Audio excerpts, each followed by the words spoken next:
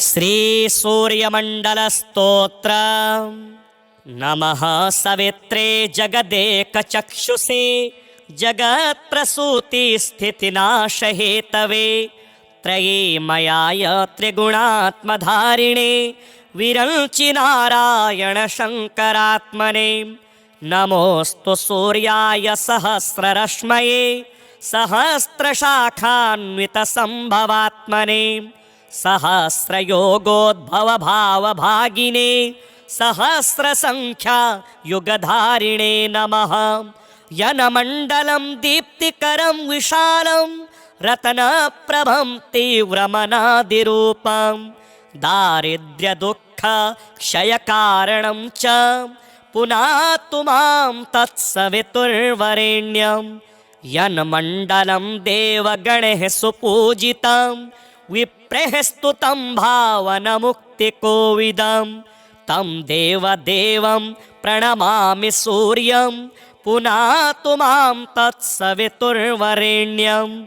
यन्मण्डलं ज्ञानघनं त्वगम्यं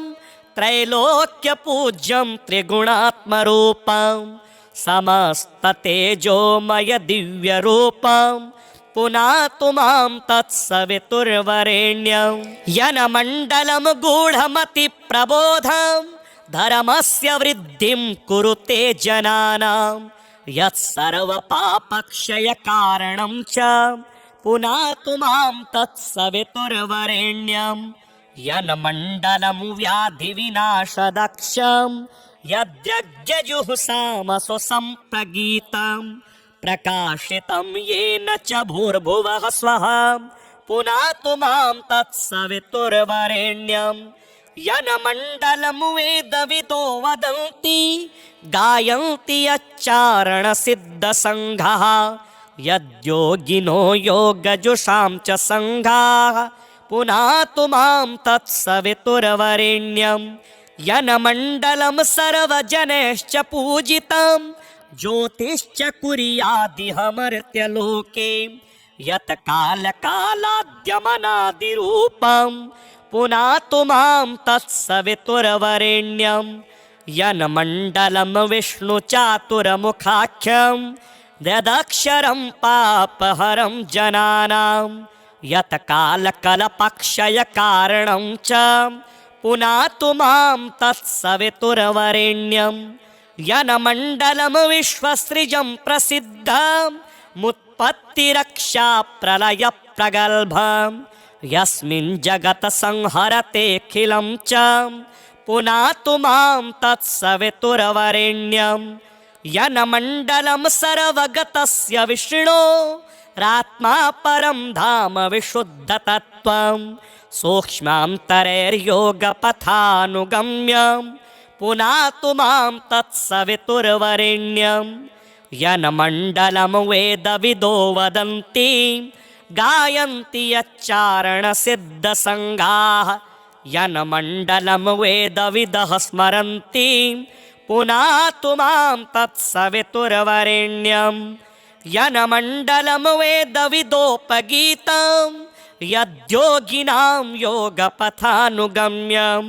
तत्सर्ववेद्यं प्रणमामि सूर्यं पुनातु मां तत्सवितुर्वरेण्यं। सूर्यमण्डलस्तोत्रं यः पठेत् सततं नरः सर्वपापविशुद्धात्मा सूर्यलोके महीयते। नमः सवित्रे जगदेकचक्षुषे जगत्प्रसूति स्थितिनाशहेतवे त्रयीमयाय त्रिगुणात्मधारिणे विरंचि नारायण शंकरात्मने। नमोस्तु सूर्याय सहस्ररश्मये सहस्रशाखान्वितसंभवात्मने सहस्रयोगोद्भवभावभागिने सहस्रसंख्या युगधारिणे नमः। यन्मण्डलं दीप्तिकरं विशालं रत्नप्रभं तीव्रमनादिरूपं दारिद्र्यदुःखक्षयकारणं च पुनातु मां तत्सवितुर्वरेण्यं। यन्मण्डलं देवगणैः सुपूजितं विप्रैः स्तुतं भावनमुक्तिकोविदं तं देवदेवं प्रणमामि सूर्यं पुनातु मां तत्सवितुर्वरेण्यं यनमण्डलं ज्ञानघनं त्वगम्यं त्रैलोक्यपूज्यं त्रिगुणात्मरूपं समस्ततेजोमय दिव्यरूपं पुनातु मां तत्सवितुर्वरेण्यं यनमण्डलं गूढमतिप्रबोधं धर्मस्य वृद्धिं कुरुते जनानां यत्सर्वपापक्षयकारणं च पुनातु मां तत्सवितुर्वरेण्यं यन्मण्डलं व्याधिविनाशदक्षं यद्यज्ञजुःसामसु सम्प्रगीतं प्रकाशितं येन च भूर्भुवः स्वः पुनातु मां तत्सवितुर्वरेण्यं यन्मण्डलं वेदविदो वदन्ति गायन्ति यच्चारणसिद्धसङ्घाः यद्योगिनो योगजुषां च सङ्घाः पुनातु मां तत्सवितुर्वरेण्यं यन्मण्डलं सर्वजनैश्च पूजितं ज्योतिश्च कुर्यादिहमर्त्यलोके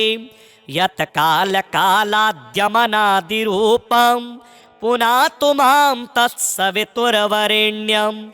यन्मण्डलं विष्णुचातुर्मुखाख्यं यदक्षरं पापहरं जनानां यत्कालकल्पक्षयकारणं च पुनातु मां तत्सवितुर्वरेण्यं यन्मण्डलं विश्वसृजं प्रसिद्धमुत्पत्तिरक्षाप्रलयप्रगल्भं यस्मिन् जगत् संहरतेऽखिलं च पुनातु मां तत्सवितुर्वरेण्यं यन्मण्डलं सर्वगतस्य विष्णो रात्मा परं धाम विशुद्धतत्त्वं सूक्ष्मान्तरैर्योगपथानुगम्यं पुनातु मां तत्सवितुर्वरेण्यं यन्मण्डलं वेदविदो वदन्ति गायन्ति यच्चारणसिद्धसङ्घाः यन्मण्डलं वेदविदः स्मरन्ति पुनातु मां तत्सवितुर्वरेण्यं यन्मण्डलं वेदविदोपगीतं यद्योगिनां योगपथानुगम्यं तत्सर्ववेद्यं प्रणमामि सूर्यं पुनातु मां तत्सवितुर्वरेण्यं सूर्यमण्डलसुस्तोत्रं यः पठेत् सततं नरः सर्वपापविशुद्धात्मा सूर्यलोके महीयते। नमः सवित्रे जगदेकचक्षुषे जगत्प्रसूतिस्थितिनाशहेतवे त्रयीमयाय त्रिगुणात्मधारिणे विरञ्चि नारायणशङ्करात्मने नमोऽस्तु सूर्याय सहस्ररश्मये सहस्रशाखान्वितसम्भवात्मने सहस्रयोगोद्भवभावभागिने सहस्रसङ्ख्या युगधारिणे नमः यन्मण्डलं दीप्तिकरं विशालं रत्नप्रभं तीव्रमनादिरूपं दारिद्र्यदुःखक्षयकारणं च पुनातु मां तत्सवितुर्वरेण्यं यन्मण्डलं देवगणैः सुपूजितं विप्रैः स्तुतं भावनमुक्तिकोविदं तं देवदेवं प्रणमामि सूर्यं पुनातु मां तत्सवितुर्वरेण्यं यन्मण्डलं ज्ञानघनं त्वगम्यं त्रैलोक्यपूज्यं त्रिगुणात्मरूपं समस्ततेजोमय दिव्यरूपं पुनातु मां तत्सवितुर्वरेण्यं यन्मण्डलं गूढमतिप्रबोधं धर्मस्य वृद्धिं कुरुते जनानां यत्सर्वपापक्षयकारणं च पुनातु मां तत्सवितुर्वरेण्यं यन्मण्डलं व्याधिविनाशदक्षं यद्यज्ञजुःसामसु सम्प्रगीतं प्रकाशितं येन च भूर्भुवः स्वः पुनातु मां तत्सवितुर्वरेण्यं यन्मण्डलं वेदविदो वदन्ति गायन्ति यच्चारणसिद्धसङ्घाः यद्योगिनो योगजुषां च सङ्घाः पुनातु मां तत्सवितुर्वरेण्यं यन्मण्डलं सर्वजनैश्च पूजितं ज्योतिश्च कुर्यादिहमर्त्यलोके यत् कालकालाद्यमनादिरूपं पुनातु मां तत्सवितुर्वरेण्यं यन्मण्डलं विष्णुचातुर्मुखाख्यं यदक्षरं पापहरं जनानां यत् कालकलपक्षयकारणं च पुनातु मां तत्सवितुर्वरेण्यं यन्मण्डलं विश्वसृजं प्रसिद्धं मुत्पत्तिरक्षा प्रलयप्रगल्भं यस्मिन् जगत् संहरतेऽखिलं च पुनातु मां तत्सवितुर्वरेण्यं यन्मण्डलं सर्वगतस्य विष्णो रात्मा परं धाम विशुद्धतत्त्वं सूक्ष्मान्तरैर्योगपथानुगम्यं पुनातु मां तत्सवितुर्वरेण्यं यन्मण्डलं वेदविदो वदन्ति गायन्ति यच्चारणसिद्धसङ्घाः यन्मण्डलं वेदविदः स्मरन्ति पुनातु मां तत्सवितुर्वरेण्यं यन्मण्डलं वेदविदोपगीतं यद्योगिनां योगपथानुगम्यं तत्सर्ववेद्यं प्रणमामि सूर्यं पुनातु मां तत्सवितुर्वरेण्यं सूर्यमण्डलसुस्तोत्रं यः पठेत् सततं नरः सर्वपापविशुद्धात्मा सूर्यलोके महीयते। नमः सवित्रे जगदेकचक्षुषे जगत्प्रसूतिस्थितिनाशहेतवे त्रयीमयाय त्रिगुणात्मधारिणे विरञ्चि नारायण शङ्करात्मने नमोऽस्तु सूर्याय सहस्ररश्मये सहस्रशाखान्वितसम्भवात्मने सहस्रयोगोद्भवभावभागिने सहस्रसङ्ख्या युगधारिणे नमः यन्मण्डलं दीप्तिकरं विशालं रत्नप्रभं तीव्रमनादिरूपं दारिद्र्यदुःखक्षयकारणं च पुनातु मां तत्सवितुर्वरेण्यं यन्मण्डलं देवगणैः सुपूजितं विप्रैः स्तुतं भावनमुक्तिकोविदं तं देवदेवं प्रणमामि सूर्यं पुनातु मां तत्सवितुर्वरेण्यं यन्मण्डलं ज्ञानघनं त्वगम्यं त्रैलोक्यपूज्यं त्रिगुणात्मरूपं समस्ततेजोमय दिव्यरूपं पुनातु मां तत्सवितुर्वरेण्यं यन्मण्डलं गूढमतिप्रबोधं धर्मस्य वृद्धिं कुरुते जनानां यत्सर्वपापक्षयकारणं च पुनातु मां तत्सवितुर्वरेण्यं यन्मण्डलं व्याधिविनाशदक्षं यद्रज्जजुःसामसु सम्प्रगीतं प्रकाशितं येन च भूर्भुवः स्वः पुनातु मां तत्सवितुर्वरेण्यं यन्मण्डलं वेदविदो वदन्ति गायन्ति यच्चारणसिद्धसङ्घाः यद्योगिनो योगजुषां च सङ्घाः पुनातु मां तत्सवितुर्वरेण्यं यन्मण्डलं सर्वजनैश्च पूजितं ज्योतिश्च कुर्यादिहमर्त्यलोके यत् कालकालाद्यमनादिरूपं पुनातु मां तत्सवितुर्वरेण्यं यन्मण्डलं विष्णुचातुर्मुखाख्यं यदक्षरं पापहरं जनानां यत् कालकलपक्षयकारणं च पुनातु मां तत्सवितुर्वरेण्यं यन्मण्डलं विश्वसृजं प्रसिद्धं मुत्पत्तिरक्षा प्रलयप्रगल्भं यस्मिन् जगत् संहरतेऽखिलं च पुनातु मां तत्सवितुर्वरेण्यं यन्मण्डलं सर्वगतस्य विष्णोरात्मा परं धाम विशुद्धतत्त्वं सूक्ष्मान्तरैर्योगपथानुगम्यं पुनातु मां तत्सवितुर्वरेण्यं यन्मण्डलं वेदविदो वदन्ति गायन्ति यच्चारणसिद्धसङ्घाः यन्मण्डलं वेदविदः स्मरन्ति पुनातु मां तत्सवितुर्वरेण्यं यन्मण्डलं वेदविदोपगीतं यद्योगिनां योगपथानुगम्यं तत्सर्ववेद्यं प्रणमामि सूर्यं पुनातु मां तत्सवितुर्वरेण्यं सूर्यमण्डलसुस्तोत्रं यः पठेत् सततं नरः सर्वपापविशुद्धात्मा सूर्यलोके महीयते। नमः सवित्रे जगदेकचक्षुषे जगत्प्रसूतिस्थितिनाशहेतवे त्रयीमयाय त्रिगुणात्मधारिणे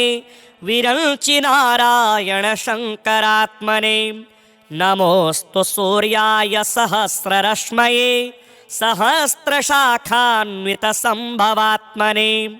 सहस्रयोगोद्भवभावभागिने सहस्रसङ्ख्यायुगधारिणे नमः यन्मण्डलं दीप्तिकरं विशालं रत्नप्रभं तीव्रमनादिरूपं दारिद्र्यदुःखक्षयकारणं च पुनातु मां तत्सवितुर्वरेण्यं यन्मण्डलं देवगणैः सुपूजितं विप्रैः स्तुतं भावनमुक्तिकोविदं तं देवदेवं प्रणमामि सूर्यं पुनातु मां तत्सवितुर्वरेण्यं यन्मण्डलं ज्ञानघनं त्वगम्यं त्रैलोक्यपूज्यं त्रिगुणात्मरूपं समस्ततेजोमय दिव्यरूपं पुनातु मां तत्सवितुर्वरेण्यं यन्मण्डलं गूढमतिप्रबोधं धर्मस्य वृद्धिं कुरुते जनानां यत्सर्वपापक्षयकारणं च पुनातु मां तत्सवितुर्वरेण्यं यन्मण्डलं व्याधिविनाशदक्षं यद्यज्ञजुःसामसु सम्प्रगीतं प्रकाशितं येन च भूर्भुवः स्वः पुनातु मां तत्सवितुर्वरेण्यं यन्मण्डलं वेदविदो वदन्ति गायन्ति यच्चारणसिद्धसङ्घाः यद्योगिनो योगजुषां च सङ्घाः पुनातु मां तत्सवितुर्वरेण्यं यन्मण्डलं सर्वजनैश्च पूजितं ज्योतिश्च कुर्यादिहमर्त्यलोके यत्कालकालाद्यमनादिरूपं पुनातु मां तत्सवितुर्वरेण्यं यन्मण्डलं विष्णुचातुर्मुखाख्यं यदक्षरं पापहरं जनानां यत्कालकल्पक्षयकारणं च पुनातु मां तत्सवितुर्वरेण्यं यन्मण्डलं विश्वसृजं प्रसिद्धं मुत्पत्तिरक्षा प्रलयप्रगल्भं यस्मिन् जगत् संहरतेऽखिलं च पुनातु मां तत्सवितुर्वरेण्यं यन्मण्डलं सर्वगतस्य विष्णोरात्मा परं धाम विशुद्धतत्त्वं सूक्ष्मान्तरैर्योगपथानुगम्यं पुनातु मां तत्सवितुर्वरेण्यं यन्मण्डलं वेदविदो वदन्ति गायन्ति यच्चारणसिद्धसङ्घाः यन्मण्डलं वेदविदः स्मरन्ति पुनातु मां तत्सवितुर्वरेण्यं यन्मण्डलं वेदविदोपगीतं यद्योगिनां योगपथानुगम्यं तत्सर्ववेद्यं प्रणमामि सूर्यं पुनातु मां तत्सवितुर्वरेण्यं सूर्यमण्डलसुस्तोत्रं यः पठेत् सततं नरः सर्वपापविशुद्धात्मा सूर्यलोके महीयते। नमः सवित्रे जगदेकचक्षुषे जगत्प्रसूतिस्थितिनाशहेतवे त्रयीमयाय त्रिगुणात्मधारिणे विरंचि नारायण शङ्करात्मने। नमोऽस्तु सूर्याय सहस्ररश्मये सहस्रशाखान्वितसम्भवात्मने सहस्रयोगोद्भवभावभागिने सहस्रसङ्ख्या युगधारिणे नमः। यनमण्डलं दीप्तिकरं विशालं रत्नप्रभं तीव्रमनादिरूपं दारिद्र्यदुःखक्षयकारणं च पुनातु मां तत्सवितुर्वरेण्यं। यन्मण्डलं देवगणैः सुपूजितं विप्रैः स्तुतं भावनमुक्तिकोविदं तं देवदेवं प्रणमामि सूर्यं पुनातु मां तत्सवितुर्वरेण्यं। यन्मण्डलं ज्ञानघनं त्वगम्यं त्रैलोक्यपूज्यं त्रिगुणात्मरूपं समस्ततेजोमय दिव्यरूपं पुनातु मां तत्सवितुर्वरेण्यं। यन्मण्डलं गूढमतिप्रबोधं धर्मस्य वृद्धिं कुरुते जनानां यत्सर्वपापक्षयकारणं च पुनातु मां तत्सवितुर्वरेण्यं। यन्मण्डलं व्याधिविनाशदक्षं यद्यज्ञजुःसामसु सम्प्रगीतं प्रकाशितं येन च भूर्भुवः स्वः पुनातु मां तत्सवितुर्वरेण्यं। यन्मण्डलं वेदविदो वदन्ति गायन्ति यच्चारणसिद्धसङ्घाः यद्योगिनो योगजुषां च सङ्घाः पुनातु मां तत्सवितुर्वरेण्यं। यन्मण्डलं सर्वजनैश्च पूजितं ज्योतिश्च कुर्यादिहमर्त्यलोके यत्कालकालाद्यमनादिरूपं पुनातु मां तत्सवितुर्वरेण्यं। यन्मण्डलं विष्णुचातुर्मुखाख्यं यदक्षरं पापहरं जनानां यत्कालकल्पक्षयकारणं च पुनातु मां तत्सवितुर्वरेण्यं। यन्मण्डलं विश्वसृजं प्रसिद्धं मुत्पत्तिरक्षाप्रलयप्रगल्भं यस्मिन् जगत् संहरतेऽखिलं च पुनातु मां तत्सवितुर्वरेण्यं। यन्मण्डलं सर्वगतस्य विष्णो रात्मा परं धाम विशुद्धतत्त्वं सूक्ष्मान्तरैर्योगपथानुगम्यं पुनातु मां तत्सवितुर्वरेण्यं। यन्मण्डलं वेदविदो वदन्ति गायन्ति यच्चारणसिद्धसङ्घाः यन्मण्डलं वेदविदः स्मरन्ति पुनातु मां तत्सवितुर्वरेण्यं। यन्मण्डलं वेदविदोपगीतं यद्योगिनां योगपथानुगम्यं तत्सर्ववेद्यं प्रणमामि सूर्यं पुनातु मां तत्सवितुर्वरेण्यं।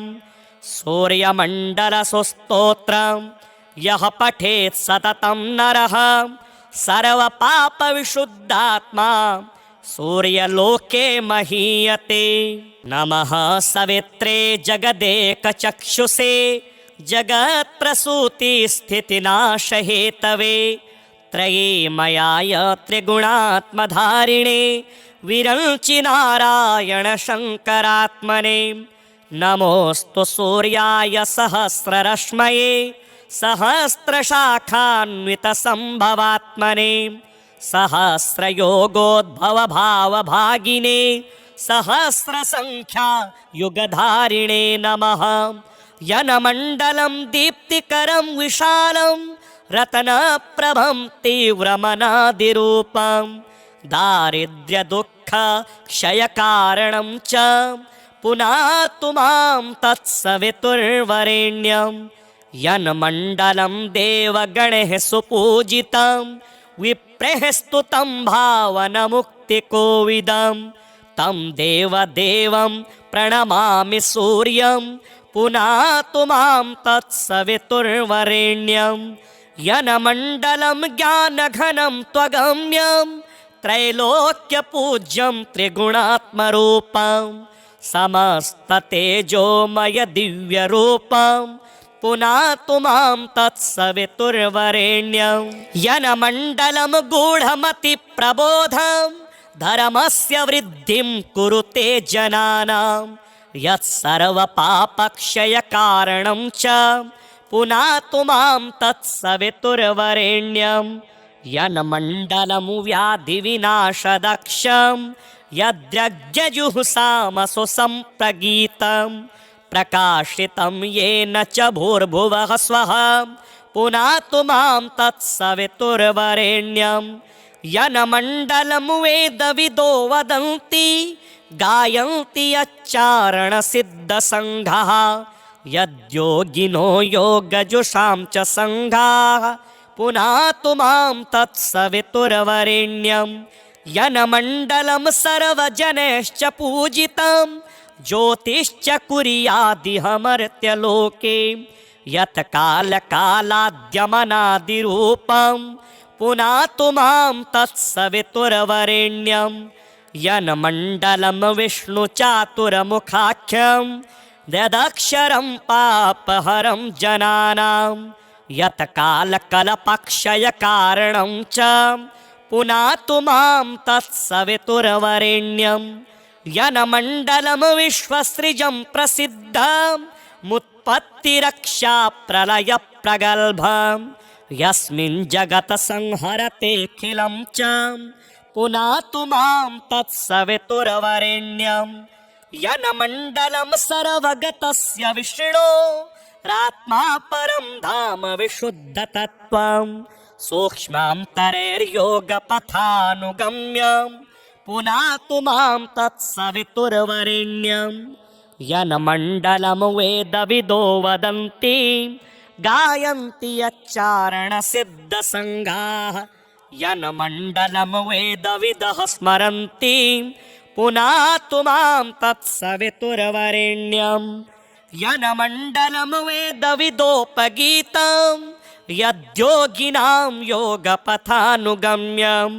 तत्सर्ववेद्यं प्रणमामि सूर्यं पुनातु मां तत्सवितुर्वरेण्यं सूर्यमण्डलसुस्तोत्रं यः पठेत् सततं नरः सर्वपापविशुद्धात्मा सूर्यलोके महीयते नमः सवित्रे जगदेकचक्षुषे जगत्प्रसूतिस्थितिनाशहेतवे त्रयीमयाय त्रिगुणात्मधारिणे विरञ्चि नारायण शङ्करात्मने नमोऽस्तु सूर्याय सहस्ररश्मये सहस्रशाखान्वितसम्भवात्मने सहस्रयोगोद्भवभावभागिने सहस्रसङ्ख्या युगधारिणे नमः यन्मण्डलं दीप्तिकरं विशालं रत्नप्रभं तीव्रमनादिरूपं दारिद्र्यदुःखक्षयकारणं च पुनातु मां तत्सवितुर्वरेण्यं यन्मण्डलं देवगणैः सुपूजितं विप्रैः स्तुतं भावनमुक्तिकोविदं तं देवदेवं प्रणमामि सूर्यं पुनातु मां तत्सवितुर्वरेण्यं यन्मण्डलं ज्ञानघनं त्वगम्यं त्रैलोक्यपूज्यं त्रिगुणात्मरूपं समस्ततेजोमय दिव्यरूपं पुनातु मां तत्सवितुर्वरेण्यं यन्मण्डलं गूढमतिप्रबोधं धर्मस्य वृद्धिं कुरुते जनानां यत्सर्वपापक्षयकारणं च पुनातु मां तत्सवितुर्वरेण्यं यन्मण्डलं व्याधिविनाशदक्षं यद्यज्ञजुःसामसु सम्प्रगीतं प्रकाशितं येन च भूर्भुवः स्वः पुनातु मां तत्सवितुर्वरेण्यं यन्मण्डलं वेदविदो वदन्ति गायन्ति यच्चारणसिद्धसङ्घाः यद्योगिनो योगजुषां च सङ्घाः पुनातु मां तत्सवितुर्वरेण्यं यन्मण्डलं सर्वजनैश्च पूजितं ज्योतिश्च कुर्यादिहमर्त्यलोके यत् कालकालाद्यमनादिरूपं पुनातु मां तत्सवितुर्वरेण्यं यन्मण्डलं विष्णुचातुर्मुखाख्यं यदक्षरं पापहरं जनानां यत् कालकलपक्षयकारणं च पुनातु मां तत्सवितुर्वरेण्यं यन्मण्डलं विश्वसृजं प्रसिद्धं मुत्पत्तिरक्षा प्रलयप्रगल्भं यस्मिन् जगत् संहरतेऽखिलं च पुनातु मां तत्सवितुर्वरेण्यं यन्मण्डलं सर्वगतस्य विष्णो रात्मा परं धाम विशुद्धतत्त्वं सूक्ष्मान्तरैर्योगपथानुगम्यं पुनातु मां तत्सवितुर्वरेण्यं यन्मण्डलं वेदविदो वदन्ति गायन्ति यच्चारणसिद्धसङ्घाः यन्मण्डलं वेदविदः स्मरन्ति पुनातु मां तत्सवितुर्वरेण्यं यन्मण्डलं वेदविदोपगीतं यद्योगिनां योगपथानुगम्यं तत्सर्ववेद्यं प्रणमामि सूर्यं पुनातु मां तत्सवितुर्वरेण्यं सूर्यमण्डलसुस्तोत्रं यः पठेत् सततं नरः सर्वपापविशुद्धात्मा सूर्यलोके महीयते। नमः सवित्रे जगदेकचक्षुषे जगत्प्रसूतिस्थितिनाशहेतवे त्रये मयाय त्रिगुणात्मधारिणे विरञ्चि नारायण शङ्करात्मने नमोऽस्तु सूर्याय सहस्ररश्मये सहस्रशाखान्वितसम्भवात्मने सहस्रयोगोद्भवभावभागिने सहस्रसङ्ख्या युगधारिणे नमः यन्मण्डलं दीप्तिकरं विशालं रत्नप्रभं तीव्रमनादिरूपं दारिद्र्यदुःखक्षयकारणं च पुनातु मां तत्सवितुर्वरेण्यं यन्मण्डलं देवगणैः सुपूजितं विप्रैः स्तुतं भावनमुक्तिकोविदं तं देवदेवं प्रणमामि सूर्यं पुनातु मां तत्सवितुर्वरेण्यं यन्मण्डलं ज्ञानघनं त्वगम्यं त्रैलोक्यपूज्यं त्रिगुणात्मरूपं समस्ततेजोमय दिव्यरूपं पुनातु मां तत्सवितुर्वरेण्यं यन्मण्डलं गूढमतिप्रबोधं धर्मस्य वृद्धिं कुरुते जनानां यत्सर्वपापक्षयकारणं च पुनातु मां तत्सवितुर्वरेण्यं यन्मण्डलं व्याधिविनाशदक्षं यद्यज्ञजुःसामसु सम्प्रगीतं प्रकाशितं येन च भूर्भुवः स्वः पुनातु मां तत्सवितुर्वरेण्यं यन्मण्डलं वेदविदो वदन्ति गायन्ति यच्चारणसिद्धसङ्घाः यद्योगिनो योगजुषां च सङ्घाः पुनातु मां तत्सवितुर्वरेण्यं यन्मण्डलं सर्वजनैश्च पूजितं ज्योतिश्च कुर्यादिहमर्त्यलोके यत् कालकालाद्यमनादिरूपं पुनातु मां तत्सवितुर्वरेण्यं यन्मण्डलं विष्णुचातुर्मुखाख्यं यदक्षरं पापहरं जनानां यत् कालकलपक्षयकारणं च पुनातु मां तत्सवितुर्वरेण्यं यन्मण्डलं विश्वसृजं प्रसिद्धमुत्पत्तिरक्षा प्रलयप्रगल्भं यस्मिन् जगत् संहरतेऽखिलं च पुनातु मां तत्सवितुर्वरेण्यं यन्मण्डलं सर्वगतस्य विष्णो रात्मा परं धाम विशुद्धतत्त्वं सूक्ष्मान्तरैर्योगपथानुगम्यं पुनातु मां तत्सवितुर्वरेण्यं यन्मण्डलं वेदविदो वदन्ति गायन्ति यच्चारणसिद्धसङ्गाः यन्मण्डलं वेदविदः स्मरन्ति पुनातु मां तत्सवितुर्वरेण्यं यन्मण्डलं वेदविदोपगीतं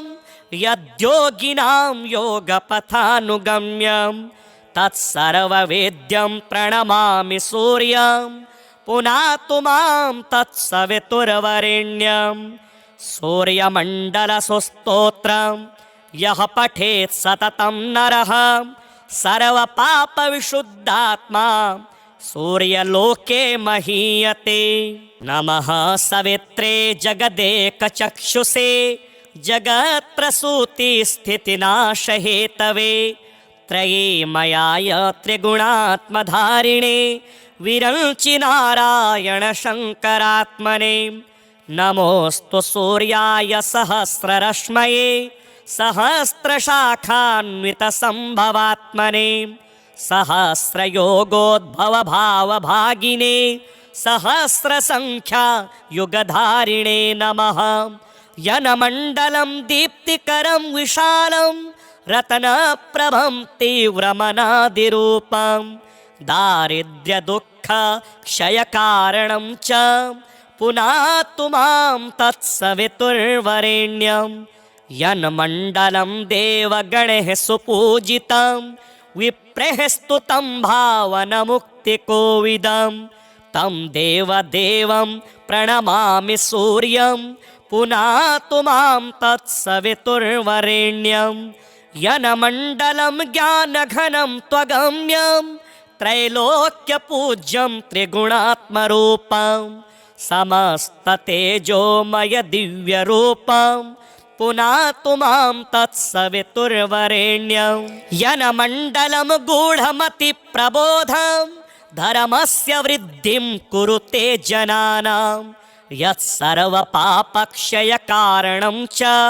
पुनातु मां तत्सवितुर्वरेण्यं यन्मण्डलं व्याधिविनाशदक्षं यद्यज्ञजुःसामसु सम्प्रगीतं प्रकाशितं येन च भूर्भुवः स्वः पुनातु मां तत्सवितुर्वरेण्यं यन्मण्डलं वेदविदो वदन्ति गायन्ति यच्चारणसिद्धसङ्घाः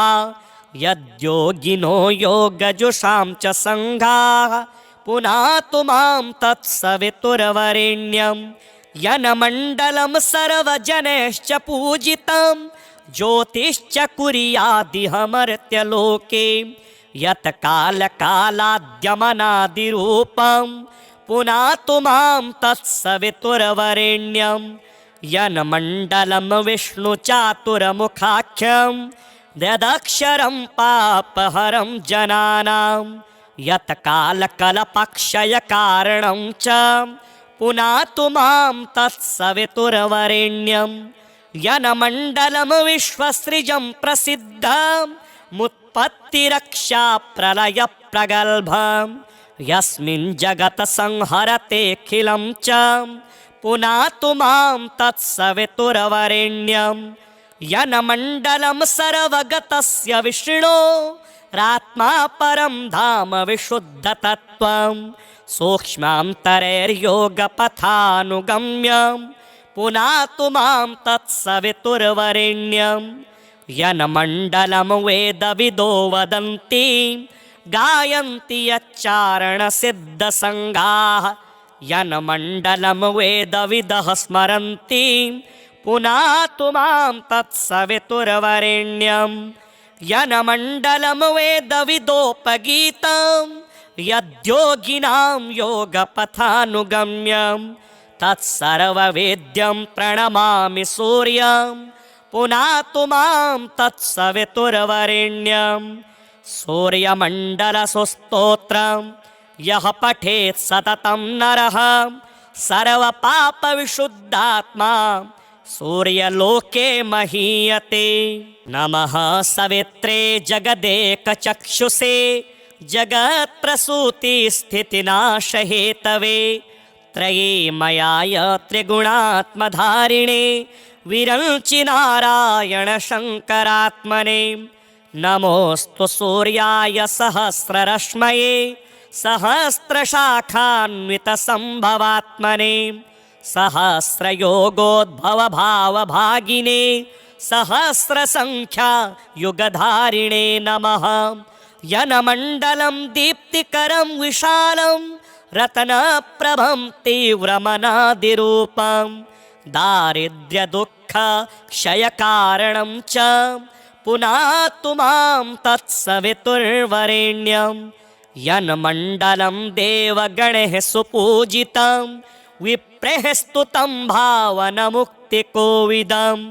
तं देवदेवं प्रणमामि सूर्यं पुनातु मां तत्सवितुर्वरेण्यं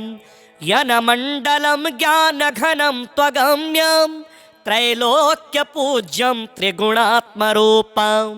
समस्ततेजोमय दिव्यरूपं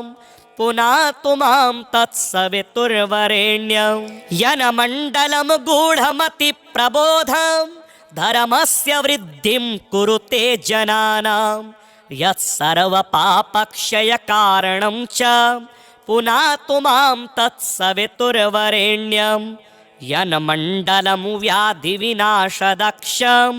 यद्यज्ञजुःसामसु सम्प्रगीतं प्रकाशितं येन च भूर्भुवः स्वः पुनातु मां तत्सवितुर्वरेण्यं यन्मण्डलं वेदविदो वदन्ति गायन्ति यच्चारणसिद्धसङ्घाः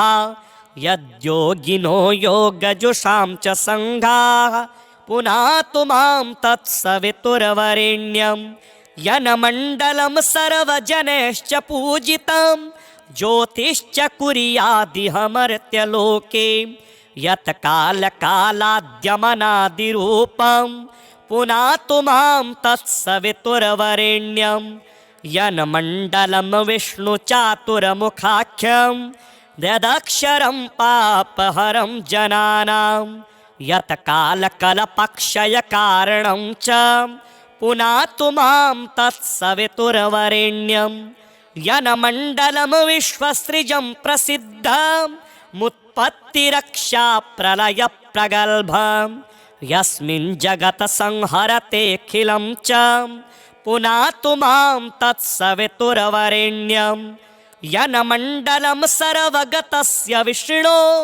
रात्मा परं धाम विशुद्धतत्त्वं सूक्ष्मान्तरैर्योगपथानुगम्यं पुनातु मां तत्सवितुर्वरेण्यं यन्मण्डलं वेदविदो वदन्ति गायन्ति यच्चारणसिद्धसङ्घाः यन्मण्डलं वेदविदः स्मरन्ति पुनातु मां तत्सवितुर्वरेण्यं यन्मण्डलं वेदविदोपगीतं यद्योगिनां योगपथानुगम्यं तत्सर्ववेद्यं प्रणमामि सूर्यं पुनातु मां तत्सवितुर्वरेण्यं सूर्यमण्डलसुस्तोत्रं यः पठेत् सततं नरः सर्वपापविशुद्धात्मा सूर्यलोके महीयते।